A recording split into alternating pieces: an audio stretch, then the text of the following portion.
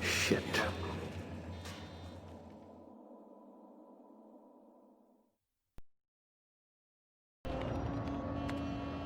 Looks to be your lucky day, my friend.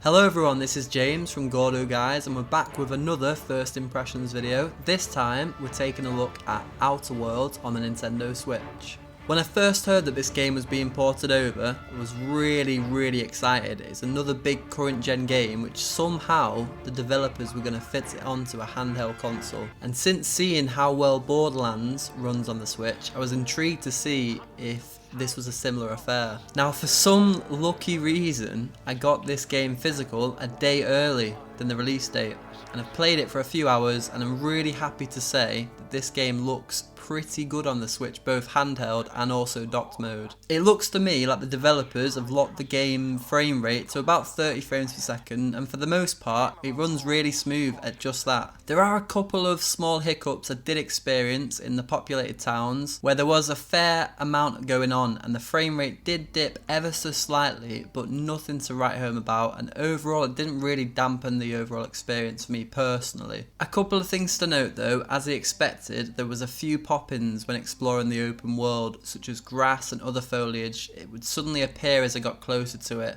and text on the signs would form as I got a bit closer, and it would make it readable then. But before I got right up to it, it was a little bit blurry. The graphics have had a bit of a downgrade just to get it to run smoothly on Switch.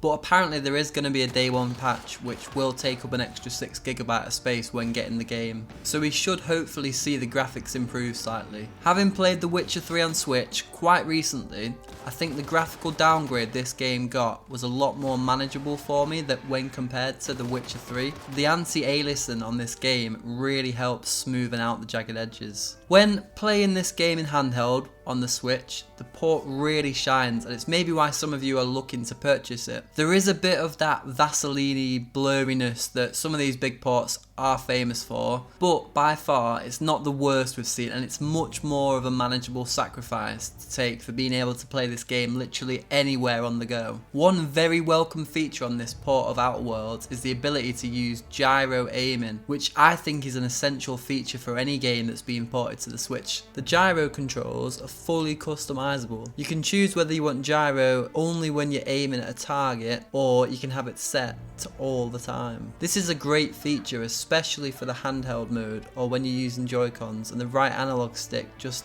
hasn't proven the best for these style games. Another great feature for handheld players is the ability to adjust the text size, so you don't have to use a magnifying glass when trying to read the dialogue. All you have to do is go into the menu and make the text size a bit more readable on a smaller screen. Now, what do I think of this game, and do I personally recommend you go out and buy this on Friday when it comes out? Now, with this Switch version, the main feature that would push you to buy this over the PC version or the console variants is the ability to play it portably. Now, I think this game does this really well. However, if you don't require the feature and play most of your games sat on your couch or on your desk, then the PC and console versions are obviously a lot more graphically enhanced than this version. Me, however, I sold my PS4 because I didn't really use it that much, and in this moment in time I don't currently have a gaming PC. Now, I am more than happy to support the developers at Obsidian Entertainment for making such a huge current gen game playable on this tiny portable device. Third-party support for the Switch so far has been incredible. The more people that support games like this being ported over to the Switch,